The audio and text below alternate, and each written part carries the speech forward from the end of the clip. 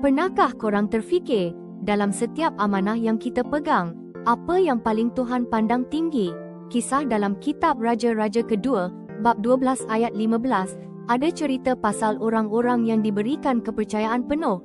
Ia kata, tak perlu kira-kira dengan mereka, sebab mereka memang jujur dalam kerja mereka. Ini bukan biasa-biasa tau. Ini menunjukkan betapa besar nilai kejujuran di mata Tuhan kita. Dia tak perlukan pengiraan sebab dia tahu hati hambanya yang ikhlas.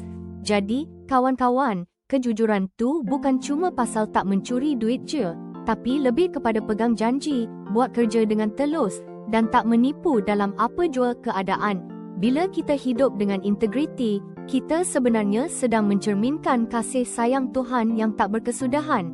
Ia bina jambatan kepercayaan, bukan saja sesama kita manusia, tapi yang paling penting, dengan pencipta kita sendiri. Ayo, kita sama-sama berusaha jadi hamba yang jujur dan berdedikasi, biar setiap langkah kita jadi saksi kasih-Nya, dan hati kita sentiasa tenang damai dalam Dia.